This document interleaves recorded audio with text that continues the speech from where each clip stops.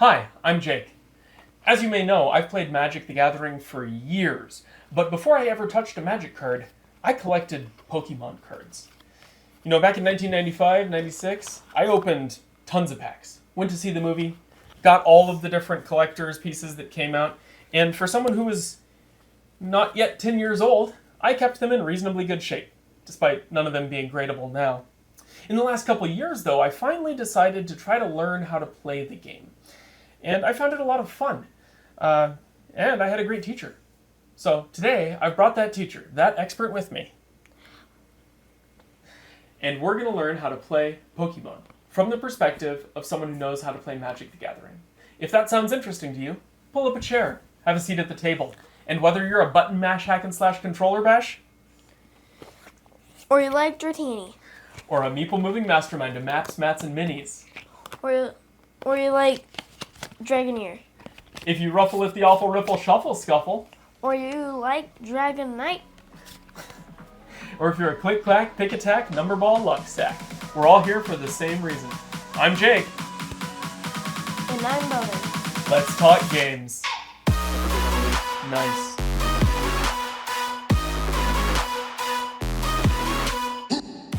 Alright, so before we get started with the rules of the game and walking through the actual gameplay, I wanted to ask you a question.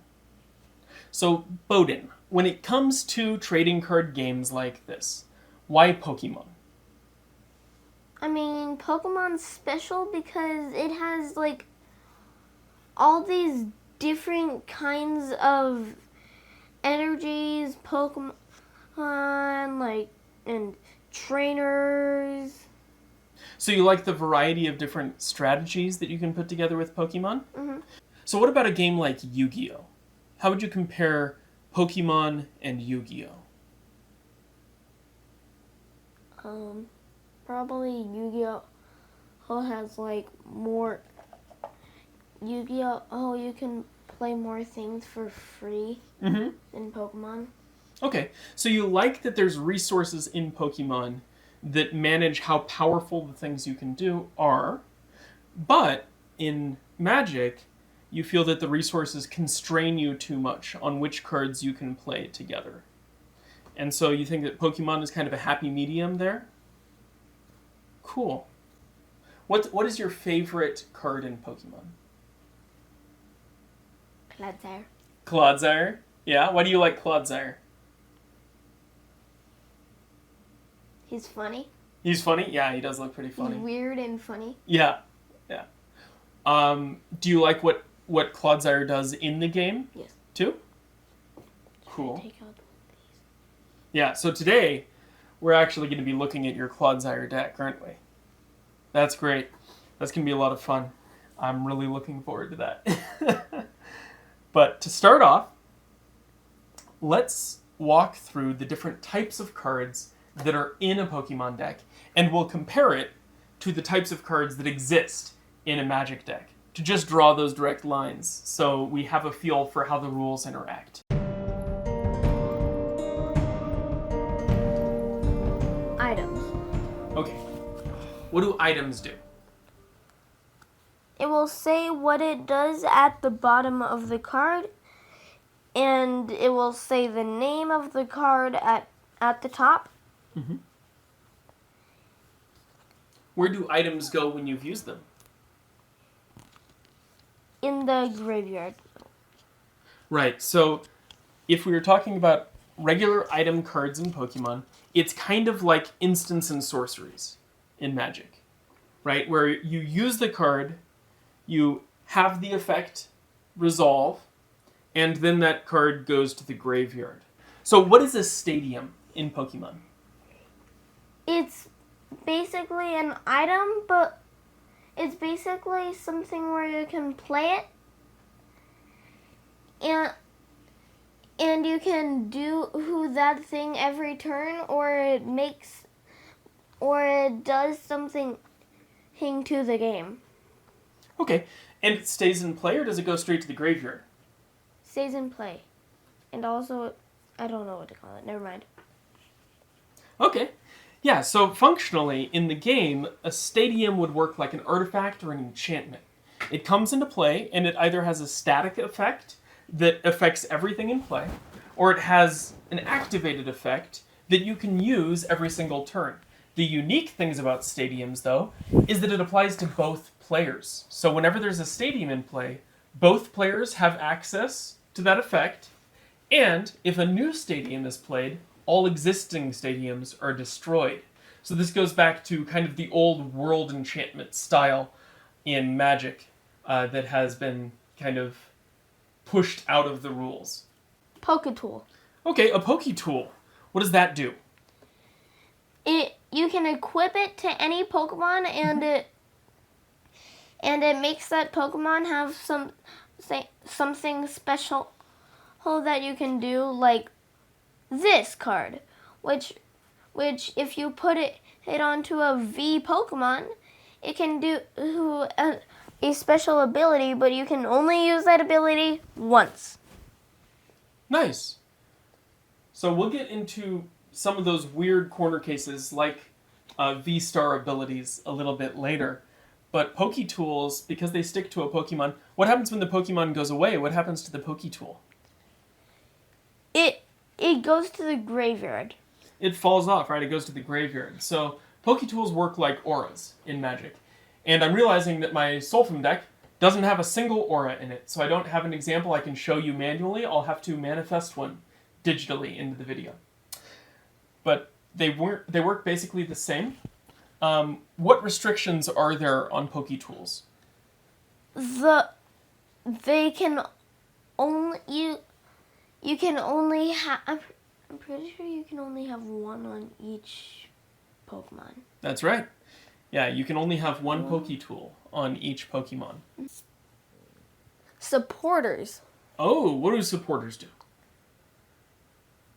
They say what they do at the bottom, and they say what they are at the top, just like items. But the only difference is that you can only play these once a turn. Right, you can only play one supporter each turn, but the supporters are really powerful, right? Mm-hmm. What about on the first turn of the game? Can you use supporters? No. Right. You have to wait, unless you're the second player, right? Mm-hmm. But in the very first turn of the game, you can't play supporters. This means that's the balancing factor between going first and going second. If you go first, you can play as many cards as you want, you can lay out all your Pokemon, you can start setting up energies, but you can't attack, and you can't play a supporter. If you're going second, you can do whatever you want. Except for evolve. You can't. Yeah. Neither player can evolve the first turn of the game. Mm-hmm. But we'll get to that in a second. Let's do Pokemon and abilities. All right. Let's get to the main event. Talk about Pokemon. So, how do we play Pokemon? Pokemon, you can play for free anytime, but you can only have 6 in play at once. Right. You can have 1 Pokemon in your active slot and 5 Pokemon on your bench, right? Mm-hmm. Can you play any Pokemon out of your hand? No. You can only play basic Pokemon. This is an evolution. This is a basic. So, if you play this card down,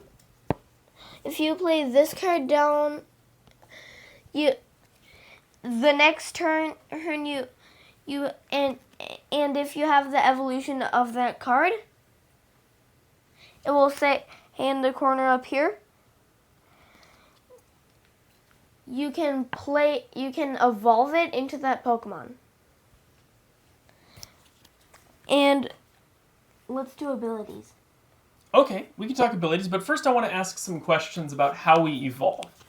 So you said we can't evolve a Pokemon on the first turn we play it. Mm-hmm. Okay. But then, how many times can we evolve a Pokemon in one turn? Once. How many Pokemon can we evolve in one turn? 6. Yeah, you can evolve any Pokemon that are in play as long as they've been in play since the beginning of your turn. It's a little like summoning sickness in Magic. Once you put a creature into play, it has to wait a turn to attack. But in Pokemon, It has to wait a turn to evolve.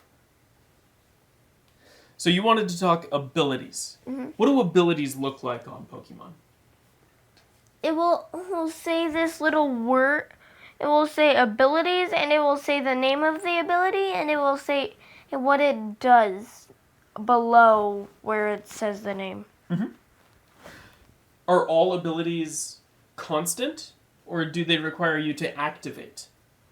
Activate, like Clodsire. There is one requirement. You need to have a stadium in play, but if you do, you can poison the Pokemon in front. Right, so if there's a stadium in play, Clodsire EX has an ability that you can activate, whether it's on the bench or in the active slot, that poisons your opponent's active Pokemon. It's a really strong ability, isn't it? In a poison deck. Which is my deck. So how do attacks work in Pokemon? So you'll need a specific amount of energies, which we'll get to that later. But it will say what you do on the bottom. And this one puts your opponent's front Pokemon poisoned. Makes your opponent's front Pokemon poisoned. Yeah, so Wooper's a little weird, right? Because its attack doesn't deal damage. All the attack does is poison your opponent's active Pokemon, which is pretty cool, and it only costs a single dark energy. Now, when you use that attack, do you have to discard the dark energy attached to it? No. Right, it stays, so you can add more energy later and build up. Once you evolve your Wooper into, say, your Clodsire EX, does it keep those Wooper attacks? No. Right, you can only use the stats that are on the top card, right? What about the damage that's on your Wooper? Does that carry over to the Clodsire EX? Right. So any damage that's on your basic Pokemon will carry over to your evolved Pokemon. So to recap, there's 3 broad categories of cards in Pokemon. There's trainers, there's Pokemon, and there's energy. Within energy, there's regular basic types of energy, and then there is special types of energies that will have individual effects that do other things, either producing multiple colors or multiple colorless energy, or just having other bonuses or drawbacks. Then you have Pokemon that come in basic Pokemon and evolution Pokemon. A number of other types of Pokemons exist: EX, GX, V, V-Star, VMAX, and all of them say what they do in the rules box at the bottom of the card. Many of those award 2 prizes when they die. We'll get to prizes in a little bit. But all of them have some sort of attack or ability on the card that interacts with the gameplay. The cool thing about Pokemon is that a lot of the rules exist on the table as you play. So there's not a lot of hidden things that you need to keep track of. Anytime damage is dealt to a Pokemon, you can keep track of that with counters on that Pokemon, each counter representing 10 damage. When we get past Pokemon, the last category is trainers. And trainers come in a variety of styles. The first is stadiums that sit and play and affect both players. And then you have tools which equip to specific Pokemon and give different effects to the Pokemon that it's equipped to. We have Pokemon trainers that are just items that go straight to the graveyard and work like sorceries do in Magic the Gathering. And then we have trainers that are supporters with extremely powerful effects that you can only use 1 each turn. I'd say they work like a sort of legendary sorcery in Magic, but the restrictions are a little bit different. You can only use 1 each turn, there's no cost to using them, and they have a pretty significant impact on the board. Many of the supporters affect both players, allowing you to sort of rebalance gameplay, and other supporters allow you to completely refill your hand and start over. Something that's really interesting about Pokemon versus Magic is the way card advantage works. Because there's so much draw power in Pokemon and so many ways to completely start over that you'll see most of the cards in your deck within the first few turns of a game with a competitive built deck. So now let's get on to the actual steps of a turn and how we actually play the game. We start with drawing. Okay, how many cards do we start with in Pokemon when we draw our first hand? 7. Right, so we start with 7 cards in our hand, and then I've heard something about taking prizes. What are prizes and how do those work? Because we also set those up before a game. Prizes are how you win the game. Prizes when you run out of prizes, you win the game. Right. So prizes are cards that you lay out from your own deck, 6 of them, and as you knock out your opponent's Pokemon, you take prizes. And once you've taken all 6 prizes, you win the game. So what happens after you draw your hand and you set out your prizes? What do you do at the start of the game? You play out your Pokemon face down so your opponent doesn't play a card that is stronger than that card. Right, so you start setting your basic Pokemon in your hand, right? Mm-hmm. What happens if you have no basic Pokemon in your starting hand? You redraw your hand. Yeah, so you reshuffle. How many times can you do that in Pokemon? Infinite. Infinite. You can reshuffle as many times as you want in Pokemon until you get a basic Pokemon in your hand. However, you have to reveal your hand to your opponent if you don't have a basic Pokemon in your hand. So you can't cheat. You can't lie and say you didn't have a basic Pokemon. If you have a basic in your hand, you have to play it. What happens if you have to reshuffle a couple times, though? What's the penalty for doing that? You discard one? Nope. In Pokemon, your opponent gets to draw that many extra cards. So if it takes you 5 tries to find a basic, your opponent is starting with a 12-card hand. That's pretty scary.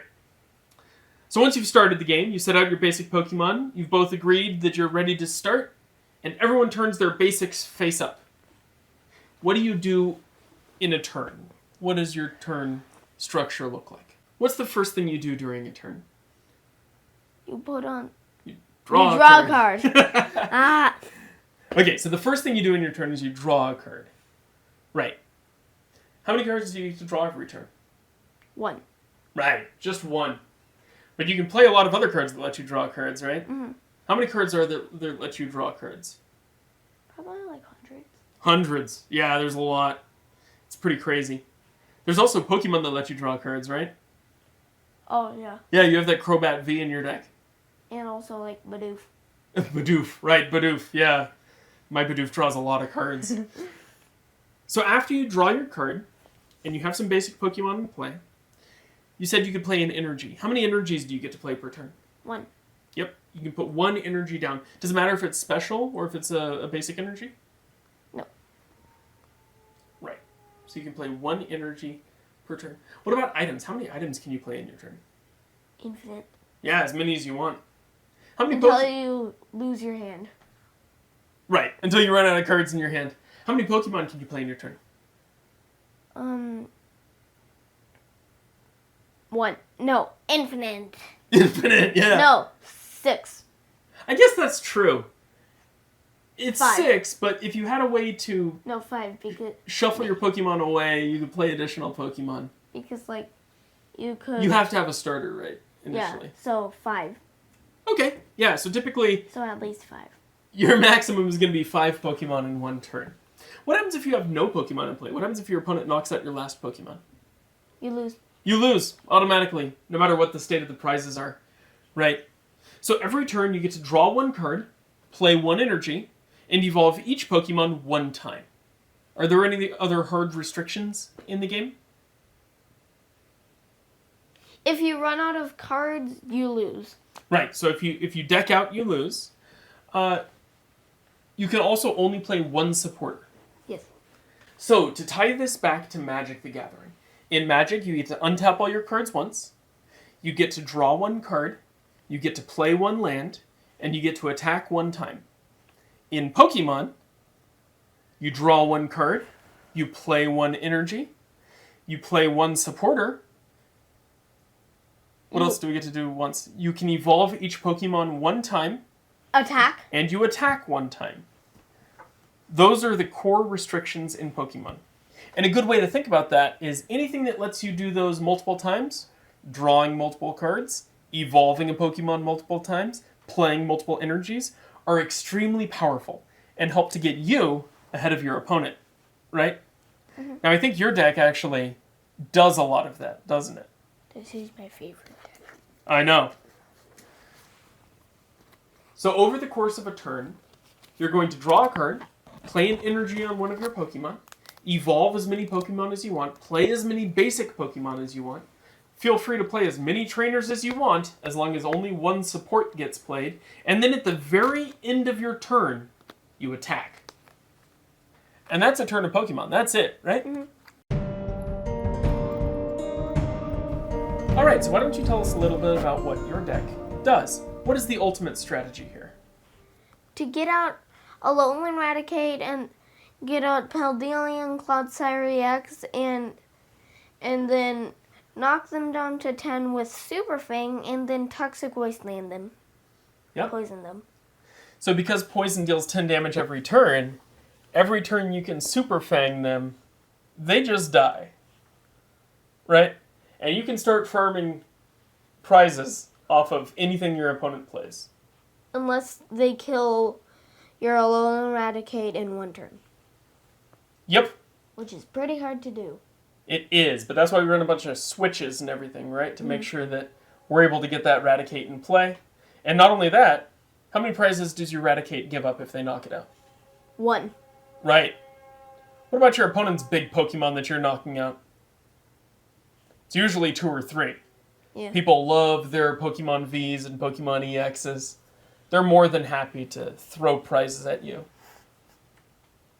So let's walk through the individual parts of your deck, and we can talk about how many of each card we're running, and some of the more interesting tech choices that we've made. Does that sound good? Mm-hmm. So, starting off in the deck, I see that we have 4 Paldean Whoopers and 3 Paldean Clodsire EXs. So those are just to get the combo online. Yeah. Essentially, we have to get that Clodsire EX into play, and we're running enough search that we can usually get to it, right? Mm-hmm. Similarly, we're running 4 Alolan Rattatas and 4 Alolan Raticates. Now, why do you think we're running one more Raticate than we are Clodsire EX? We ran out of sleeves and room in the deck. The honesty!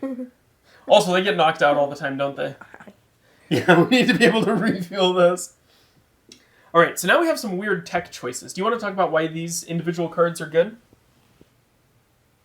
Let's start with our Radiant Hisuian Sneasler. Why are we running that Radiant over something like a Radiant Greninja? It makes it so it does 2 more damage killers on your opponent's poisoned Pokemon when it gets poisoned. Thank you for reading the card. When is that relevant? When you don't have your Raticate in play. Right. When you don't have your Raticate. 30 damage. Then we have a Crobat V. Which makes it so you draw 1 card when it goes into play from your hand, so you shouldn't and put it down first. Right, so it's a good card to play when you start running out of cards in your hand, or you can use an Ultra Ball to go find it, and then play it out of your hand, and it fills your hand back up to 6, right? Which is pretty good. And then here we have a little combo that's kind of fun.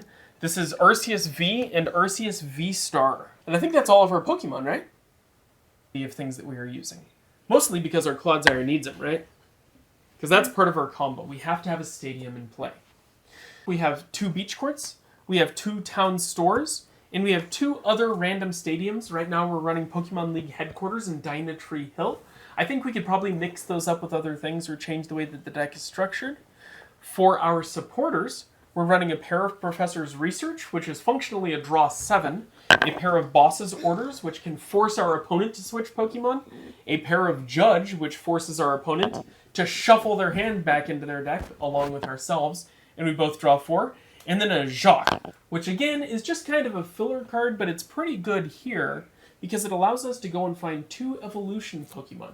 namely the two that represent the combo in our deck for the win. On the topic of searching, we're running 3 Ultra Balls, which can find any Pokemon in the deck, 4 Nest Balls, which can find any basic Pokemon in the deck, a Heavy Ball to help us get some of those Pokemon out of our prize slots if they end up in there. It can be a problem for us with our Arceus getting trapped, or our Crobat V getting trapped, or our Radiant Sneasler getting trapped. So Heavy Ball allows us to kind of work around that. And then we have a couple of random other cards that do things. We have an Escape Rope, a Super Rod to reshuffle things back in, a Switch to pull out some of our cards if it looks like they're in danger, and then we are running a single Poke tool to use with Town Store, and that is Revive, which allows us to put a basic Pokemon from our discard pile onto our bench. Nope, that's not a tool. And then we are running Revive as our last item card as a way to pull one of our basic Pokemon back out of the discard pile for when some of our stuff gets knocked out. Getting into our energy, we have kind of a weird build here where we are running 6 basic dark energy and 4 dark patch to pull them back out of the discard pile, a full set of 4 double turbo energy and 2 reversal energy to fuel some of those really high energy requirements that we have on our Pokemon. So all of that working together gets us to that combo. How would you say this deck functions against other decks that you've played against? Where is it strong? Where is it weak? What makes it cool? It's very strong against like water type decks. Yeah. And it's also, but it's weak to like, I forgot what it's called. Well, I've seen it struggle a lot against the Lunatone Soul Rock deck. That's right? what it is, yeah. Yeah. So it's really strong against decks like Lost Box, right? Like you were saying, water type like that Kyogre deck. Because it puts singular big Pokemon in play that give you multiple prizes. So you're really good against that. You're also really good against the electric deck, right? The Battle EX electric deck that uses Regieleki and that stuff. Because frequently those have VMAXs in play, which give 3 prizes. So you just immediately win the game. It's fairly strong against the Charizard decks and the Tyranitar EX decks. Things that rely on EX and V Pokemon tend to do well because you rarely have an EX or a V Pokemon in play. And so they don't get to take 2 prizes back from you. The best they can do is knock out Eradicate. What about where it struggles? Where does this deck struggle? Lunatone and Solrock. Yeah, Lunatone and Solrock is tough, because that's also a 1-prizer deck, right? What else? Where else have you had issues?